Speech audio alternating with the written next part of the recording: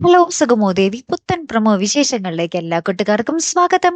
അങ്ങനെ നമ്മുടെ പുതിയ പ്രമോയിൽ നമ്മുടെ പ്രഭാവതിയെ കാണിക്കുകയാണ്. ആരൊക്കെയോ തട്ടിക്കൊണ്ടുപോയി ഒടുവിൽ പാർപ്പിച്ചിരിക്കുകയാണ് നമ്മുടെ പ്രഭാവതിയെ. പക്ഷെ ആരാണ് എന്നുള്ളത് നമ്മളെ കാണിക്കുന്നില്ല കേട്ടോ. കുറച്ച് ചെറുപ്പക്കാര് പിള്ളേരാണ്. ഇനി നമ്മുടെ ഋഷിയുടെ പണ്ടത്തെ സുഹൃത്തുക്കളാണോ എന്ന് സംശയിക്കേണ്ടിയിരിക്കുന്നേ.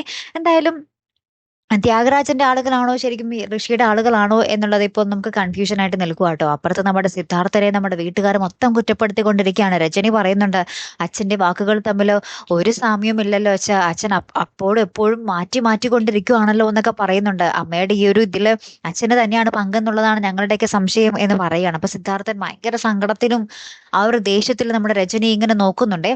എന്നിട്ട് സിദ്ധാർത്ഥൻ കരഞ്ഞുകൊണ്ട് പറയുന്നുണ്ട്, ഇപ്പൊ എന്റെ ഭാര്യയാണ് വലുത്, അവളെ തിരിച്ചു കിട്ടുക എന്നത് മാത്രമേ എന്റെ മനസ്സിലുള്ളൂ എന്ന് പറയുകയാണ്. അപ്പുറത്താണെങ്കിൽ നമ്മുടെ പ്രഭാവതിക്ക് നേരെ ഭീഷണിയാട്ടോ.